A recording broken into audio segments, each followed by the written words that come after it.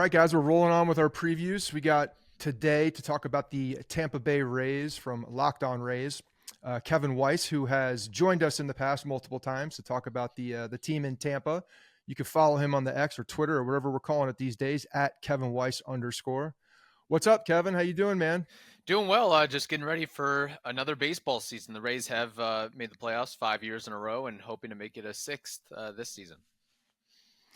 You guys have what I think it's always interesting talking to you because the Rays seemingly every year are, from the larger landscape of baseball under the radar to Yankees world and the AL East, everybody's very well aware of the way that the Rays operate. And this offseason really was no different in the way that they reshaped their roster top to bottom by not overextending on contracts, making sure that they're getting, good, young, controllable value for some of the guys that are looking to get bigger deals. And the Rays did it again. And, following last year where you started out so hot, didn't look like they were going to lose a game at the beginning of the season. It was a 13-0, I think. And 13-0, I think set a major league record or tied a major league record. It was wild. I was like, I remember looking at the standings on a daily basis. I'm like, wow, we're really 13 games out of first place already. This is however many games out of first place. This is not starting well. And then, at one point you guys were 51-22.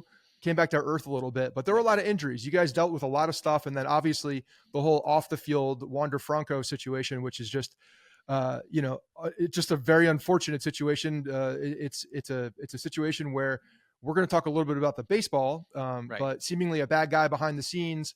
It's something that a fan base, it's not something anybody ever wants to have happen to their team, or obviously a player on their team. You learn more about who they are and what they do. It's just unfortunate.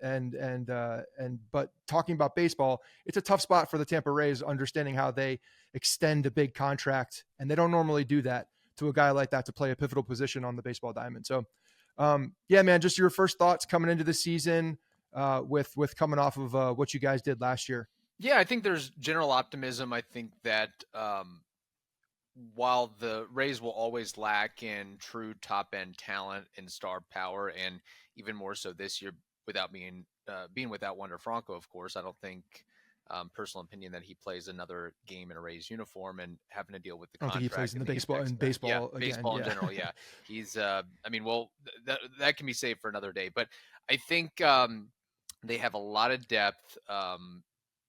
Positional player wise, pitching wise, and a lot of versatility, as they always do. But I don't necessarily peg them to win the division by any means, but I still think that they're good enough to be a 92-93 win team. That's kind of where I put them at right now. I think with the young players that are still trying to find their way and the new players still trying to find their way, there could be some growing pains the first couple weeks or first couple months of the season before everything really gels. It could be the opposite of last year where they shot out of the gates 13-0. There could be some ups and downs to begin the 2024 season and kind of see where it lies from there. But I think people are excited to see some new faces and to see how they can perform and build off past seasons as well. Like Josh Lowe, for example, I know he's going to miss the first couple weeks of the season, but he had one of the more impressive all-around seasons in baseball, hitting 290, 20 homers, 32 stolen bases. He could hit and put damage to each and every pitch. Just seeing what he can do this season and building off what he did last year. So there's I think there's going to be a lot of fun, interesting storylines this year. So the big storyline coming in, you guys obviously made the that blockbuster trade with the Dodgers, trading Glasnow and Manny Margot, receiving Ryan Pepio. Am I saying that correctly? Correct. And Johnny DeLuca, who unfortunately just got hit by a pitch. Looks like he has a broken hand. He's going to be out a few weeks, right? So what are your thoughts on the Glasnow trade? So I think it was fully to be expected. I mean, that was the worst kept secret throughout the entire offseason and the regular season, that Tyler Glasnow is going to be owed $25 million in 2024. The Rays don't do that. They never have and probably never will. So something had to give. And they found a trade partner that they like to work with, Los Angeles Dodgers. There's a couple teams throughout baseball that the Rays really do like to make transactions with. One of them's the Dodgers, one of them's the Mariners, the Miami Marlins as well, Cleveland Guardians another. And I think they really got about the best deal that they could, because not only did they shift off Tyler Glasnow and his salary, but Manny Margot, who average player, they were set to owe him $10 million. So that was also a big piece of the deal is whoever we trade Tyler Glasnow to, they have to take Manny Margot off our hands as well. We don't want to be stunted with that contract. And that's exactly what happened. And I think the Dodgers ended up flipping Manny Margot because they didn't really want anything to do with him. But I think the Rays got two really solid pieces in Ryan Pepio and Johnny DeLuca. DeLuca seems like a can do everything type of guy and a real effort hustle type of dude. He kind of reminds me a little bit of Johnny Gomes if he's able to put it together, but of course he's going to miss the first couple weeks with that hand injury. But otherwise, he was going to be pegged to be the fourth outfielder and really filling in on all three outfield spots when Randy needed a rest or Siri needed a rest or Josh Lowe needed a rest. So we'll have to see what he can do when he can come back, because wrist injuries, hand injuries, not easy for a hitter. That's something that's going to take some time to get back into the swing of things and adjust to major league pitching. But I think the fan base is excited for him. Ryan Pepio as well. I think that with the injuries and obviously Shane McClanahan's out for the year. Jeffrey Springs is out till midseason at least. Drew Rasmussen as well. And then we heard Taj Bradley has an issue of himself. Pepio is probably going to be forced into the rotation this year as well. And he doesn't quite bring the electricity that Tyler Glasnow does, but he seems to have a workable changeup to go along with the solid fastball. And I would not be surprised if opening day or whenever the opening day roster is announced that you see him as the number 3, number 4, number 5 starter. The back end of the rotation is probably where he plugs in this season. Yeah, he's a big guy too. He's got that. I read a couple scouting reports on him. It seems like his, decent fastball, but that changeup is really his plus pitch. So, like you said, man, that was not a surprise to anybody. So the fact that they were able to turn that around and get players of this caliber, I think is impressive given the the transparency of the situation.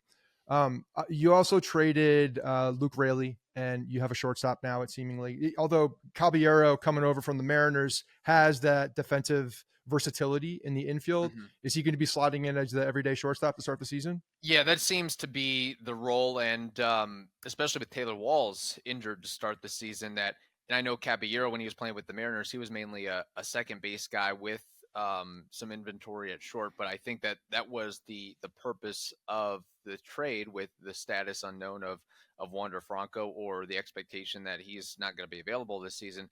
We have to find a guy that we can more or less feel comfortable with playing every day, and that's what they have in Caballero. And of course, he's not going to be able to bring the offensive and defensive firepower that Wander does. Not many players or athletes can do that, but I think he's going to be a solid piece in there, and I think there's some more untapped potential. He's a younger player, and I just think with more reps and coming into that Rays system where they really do take care of you and put you in the best positions to succeed, he should be in a pretty good spot. And I wouldn't be surprised if by the end of the year he's a 1.5 to 2 WAR player. And he also has a fun style of play where he gets into the mind and headspace of the opposing pitcher, and he'll steal a bag. He'll occasionally pull one for a home run. So he's an interesting player, but yeah, he's really the guy that's going to be quote unquote the everyday shortstop. The Rays don't have many everyday players, which is why I say that. But at the end of the year, I wouldn't be surprised if you see him at 120, 130 games at that position. And I forgot about Walls and the injury there. It's crazy when, we talked about the hot start that hot is an understatement, start that you guys had to the beginning of the season. But man, did you get just pummeled by injury, in the especially in the rotation. And then obviously, you lose your shortstop, who's the who's supposed to be the face of your baseball future, it's Yeah. an incredible blow. But specifically the pitching, it seemed like it was just like tick, tick, Yeah. tick. McClanahan goes down. And it was just one of those things that I don't know how any team could really persevere through that. But the Rays ended up obviously 99 wins, second in the division, only a couple of games out, but didn't have the firepower for the playoffs. So the understanding that Caballero is going to start most likely at shortstop. You mentioned DeLuca obviously is injured here. You guys also added veteran Ahmad Rosario. Is he slated for this like super utility role? Because I know that they're potentially experimenting with him in right field. And if that experiment is successful and he's able to platoon or get some more playing out there, it seems like you have a more clear path forward for one of your prospects, Curtis Mead. So can you talk about that and just how you think you guys are going to be using him? Yeah, that's kind of the idea is, and I know that when Rosario was with the Guardians, that he was not really getting good metrics at shortstop. Some of the outs above average and defensive runs saved didn't really like him, but he's a guy that in a pinch, if you need him to play short, he can do that, especially with the injury of Taylor Walls, should something to happen to Caballero. But I think that is the idea that they're going to move Rosario around. When Brandon Lau needs a day off, if there's a lefty on the mound, that's where you can play Rosario at second base. Now that you have injured outfielders, multiple injured outfielders to start the season between Josh Lowe and Johnny DeLuca, that even more so clears a path for Ahmed Rosario in the corner outfield. So I think you're going to see a lot of action from him to start the season in right field. And I think that also opens a lane for Richie Palacios to make the opening day roster. He was acquired from the Cardinals in the Andrew Kittredge trade. So the Rays traded Kittredge, got the salary off the books, and Palacio, who's an intriguing prospect and player, I think can help the Rays in some respect. But it was a no-brainer for the Rays. I mean, $1.5 million for a guy who's played in the bigs for 6-7 years, has a home in the Tampa Bay area, has some desirable skill sets. He with the Rays love the versatility. They love the aspect that you can platoon him if needed, and I think that depending on how that goes, and depending on how like Curtis Mead and Jonathan Aranda are moving along, the Rays could also say in May or June, say, hey, we've got what we needed out of Ahmed Rosario. We're ready to trade him to somebody else, and then really give more of the reps and opportunities to one of those younger players. So he's really just a stopgap guy, I think, until they're ready to pull the trigger full time on some of these other guys. And we haven't even mentioned Junior Caminero, who's going to start the season in AAA. But um, that was kind of the idea behind it. And he's also just a guy that the young players can learn from because he's got a lot of experience and he's played in multiple markets. And I think that he's going to be a really, really solid piece for the Rays for at least the first half of the season, give or take. For the most part, obviously shortstop being different, but the lineup is relatively intact. Obviously, Lowe is starting on the shelf, but once he's back, I mean, you guys have obviously Yandy Diaz, who had a tremendous season, hitting 330. The OPS was I think he had a 158 OPS, and then you had multiple guys with 20 home runs. Arena, I can't believe he's still only 29 years old. That's crazy. It feels like he's been in the league for 10 years. But yeah, how do you feel about the offense? Because it does seem like relatively intact from last year. You guys were, able to score runs and kind of the way that I've always seen this Rays offense over the years is a lot of bat to ball, a lot of, spraying around the diamond, and they have a lot of base runners that are just clogging up the base path, and try to make things happen. Yeah, I think it's going to be a similar recipe this season. Again, missing Wander Franco is a big hit. Being without Josh Lowe for the first couple weeks is a big hit, but they still have the mainstays. Yandy Diaz, I don't know if he's going to be as good as a near MVP season last year, but you always know what you're going to be able to get from him. Randy's always consistent. You're going to get 20 bombs and 20 stolen bases and 30 doubles, and he's going to hit you 260, 270. And he's going to play 150, 155 games. So he's going to post on a regular basis, which is very impressive.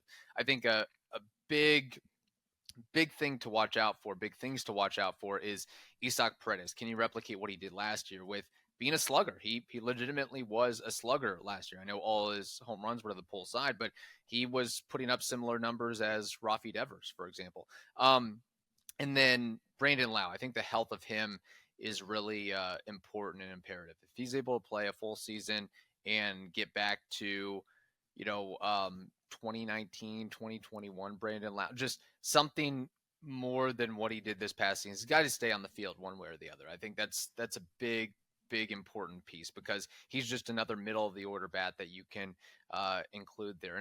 And then Harold Ramirez, like I know this has also been a big talking point is when is he going to get moved? When is he going to get traded?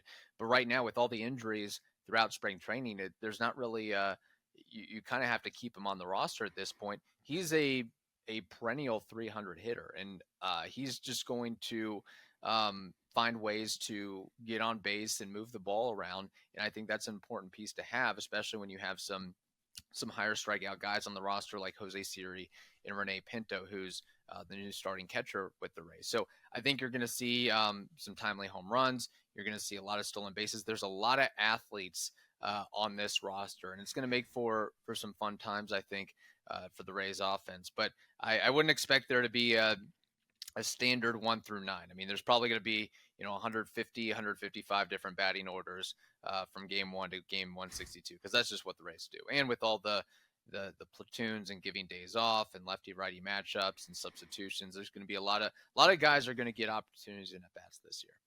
Yeah, Kevin Cash is going to get the opportunity to manage a baseball game Yes. on a daily basis. And something I read that it's crazy again how time flies, but it looks like he's going to be the all-time winningest manager for Tampa. First couple months of the season, right? He's not very far off of Madden right now. Yeah, which tells you a couple things. It's a relatively new franchise, 25, 26 years, and there's been a lot of bad moments in the franchise. And Cash is definitely going to surpass that record because that was that was really the biggest extension of the offseason was the Rays locking up Eric Neander, the president of baseball operations, and Kevin Cash through what we think will be a new stadium. So they're going to be in a Rays uniform, a Rays organization through 28, 29, 2030. We don't know the exact terms of the deal, but that was a big priority for the Rays in the offseason. They didn't extend, any players like they did. I think it was last year where they locked up Yandy and Jeffrey Springs and Pete Fairbanks. That might happen sometime this season, but they really wanted to cement the leadership of the organization because it really does move and go as Neander and Cash go. And they're such a good combination together because a lot of times you hear throughout baseball that there's some headbutting between the guys in the C-suite and the guys that are, old school ball players that are on the field, but they really do gel together. And I think that's an important factor going forward. Yeah, you look around the league too, as far as like most valuable, front office or GM and or brass who's making decisions in the front office and the manager. They're arguably the most valuable because of the way that the Rays form their team and the way that they lean so heavily into their formula that has been tried and true now for many years. So all right. You talked about the offense, got some of these trades out of the way. Thoughts on the rotation? Obviously, Zach Eflin's going to be leading the charge here with the rotation as the old guy, the guy leading the spots out here. Aaron Savale came over last year, full season with him. That's interesting. I think there's a lot of upside. And then it seems like Zach Little, and then probably the rest of that rotation with Pepio and how it's going to get shaped out. But how are you feeling about the rotation and the starting pitchers, understanding that bullpen is a big factor here? So maybe touch on the full pitching staff as a whole, because that's how you guys operate. You deploy pitchers, not necessarily starters and relievers. Right, for sure. And I think you mentioned the relievers. They added Tyler Alexander. They've got Chris Davinsky back. They signed Phil Maton for I think $6-7 million a pop. I think he's going to be really, really impressive and special for this team. And then you have, of course, Pete Fairbanks and some other guys that you can fill in from there. But the rotation to start the season is a little bit humdrum because of the injuries. As it plays today, according to the experts, you do have Eflin number 1, Zavali number 2, Littell 3, Pepio 4, and Jacob Wagaspak number 5. Now, I want to see what the rotation looks like a couple months from now, where hopefully you have Taj Bradley available, you have Shane Baz available, and then the player they signed from Japan on a minor league contract, Uwasawa. I want to see how he can develop and how he can be deployed. I think that will bring for some really, really interesting times as well. But I think the bullpen it's as stacked as it can be. I mean, with 8, 9 guys, and there's even guys that they're just not going to be able to give opportunities to, of course, until injuries happen. But they can keep going down the list. Like Kevin Kelly might not make the opening day roster. Manny Rodriguez might not make the opening day roster. So there's a lot of fun movement to talk about in that respect. But I think they'll be able to do what they always do, where it's pitching staff by committee, where you're going to see a lot of the starters go 4 or 5. You might see an opener in there, and then it goes to the bullpen for 6, 7, 8, 9, where everybody has a different type of arm angle and delivery and pitch style, and that's just how they confuse and make it difficult on hitters. But the rotation certainly isn't as strong as it could be if Shane McClanahan was available, if Springs was available, if Rasmussen was available. I mean, you have like an all-time injured rotation. It's crazy to think about it in that respect. But I really do want to see what Bradley can do to build off of, what Boz can do to build off of, and what the Japanese import can do this season as well, because he spurned major league offers to sign with the Rays on a minor league deal, and I think that could be an intriguing ad there. Why did he do that? What's the storyline behind? So the storyline generally is he feels that the Rays pitching lab and coaching staff are just great at churning out and maximizing pitchers to their highest potential. So he felt that the best opportunity for him to succeed in the major leagues was with the Rays, even if it was on a minor league deal to start. And that makes sense. He gets called up. It's sort of, I guess, like a split contract, where when he gets added to the major league roster, he'll get like $3 million and change. So it's not like he's going to be a league minimum player for the entire year. But that was really the idea and the impetus behind that. And if he has a strong year, just like so many other Rays pitchers, they go on to riches and fame with other organizations. Just the millions of dollars that the Rays have earned pitchers to make money elsewhere is pretty impressive. So that's kind of the idea behind it, and why he made that decision there. And the Rays also have, not saying other organizations don't have experience with it, but they've done, I think, a relatively good job of, when they bring in a player from Japan, making sure that they're comfortable and settled. They have a translator. They have that adjustment period, and that they're taken care of, so to speak. It's not like just, okay, you got to do your own thing. They really work hard to make sure those players are cared for in the transition to the States or a new country. So you mentioned Rasmussen, Springs, and Boz, but Rasmussen and Springs, do they have an opportunity to come back later in the year? Is that kind of where they're projected? Are they a late summer ad at best case? Yeah, that's kind of the idea. What I've heard variant timelines, but I think it's something like August-ish time frame. So, think of it as a trade deadline acquisition in that respect. So, and when they do return, I don't necessarily think it's plug and play in the rotation. I think it might be 1-2 innings at a pop, maybe a bulk reliever, something like that, to really work them in to where they're fully comfortable. It's not just like, okay, they're healthy and ready to return. Now they're ready to go out and pitch 6-7 innings. I don't think that'll necessarily happen until 2025. And then Shane Baz is closer. Are you expecting? Obviously, he was a highly touted prospect. Still has that live arm. Are you expecting him to be a contributor this year, or have you fizzled on him a bit?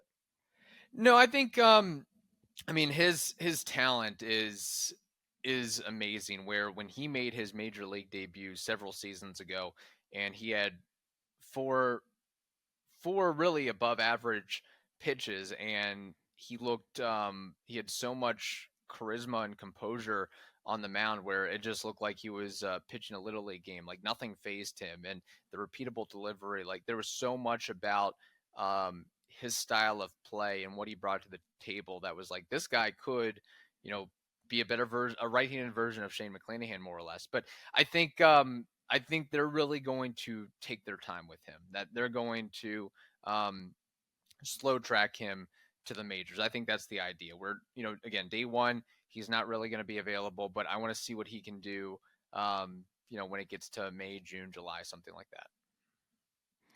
You guys have been rumored for now a very long time about getting a new stadium. I've seen multiple plans in Tampa, in St. Pete. It seems like maybe there's some traction moving forward. I don't know.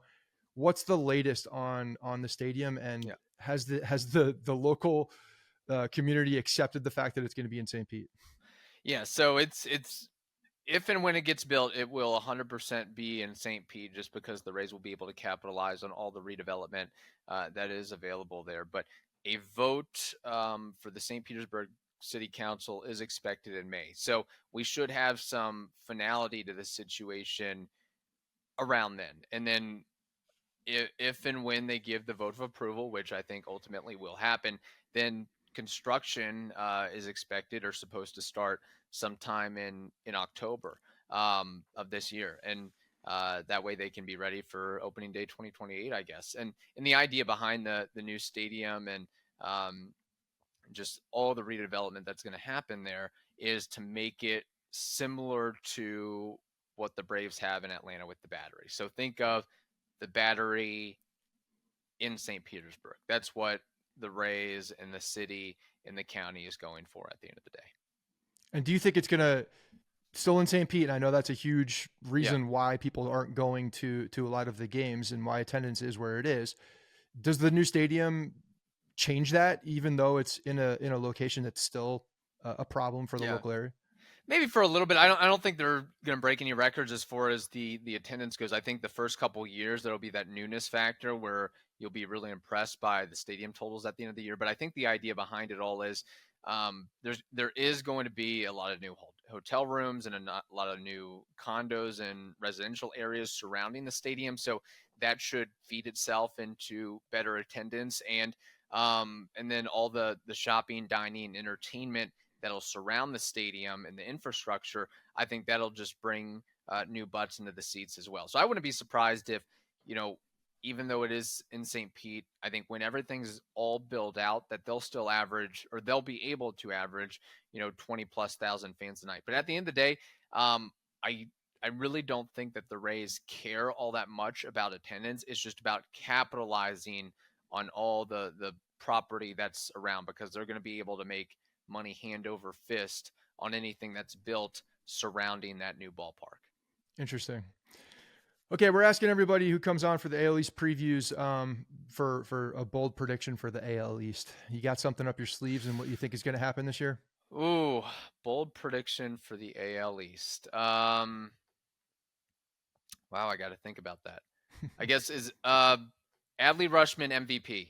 I'll go with that. Oh wow, okay. You think the Orioles are going to run away with the division? Obviously, Yankees are retooled a little bit, but we Yeah. just dealt with some pretty significant news with Cole. Could have been worse, but Right. we'll see what happens. How do you think the whole division shakes out? I do think that the Orioles will more or less run away with it. I think the addition of Corbin Burns is definitely a big factor, and just all of those young players getting bigger and better to some extent, I think is big. So I see it.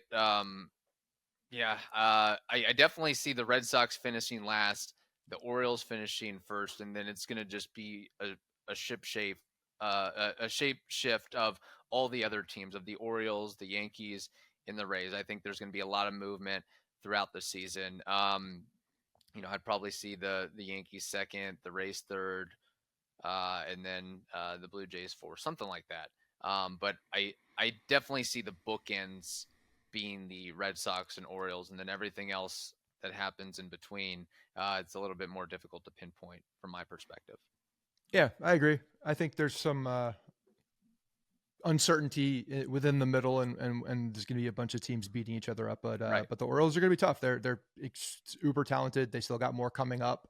It seems like every other month, and they're going to be tough to beat. Now they have a little bit of experience, which is tough. And I agree with you on Adley Rutschman. I don't know if he's going to be MVP, but the guy's going to be a Hall of Famer. I pegged him as like the day one guy. He just looks the part. He looks like he's the absolute real deal. So I saw him coming up through the tides a little bit in Norfolk, which was fun. But yeah. And what's crazy about that, not to interrupt here, but they also have a new ownership group, which means that's true. They can spend money, be spending money and really making an effort now going forward.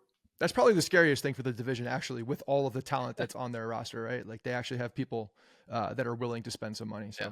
Blake Snell, come on down to the Orioles. Yeah. All right, Kevin, appreciate you coming back on, man. Have hopefully it's a fun year, and we'll touch base later in the season. But thanks for coming on, bro. Yeah, absolutely. Always enjoy it.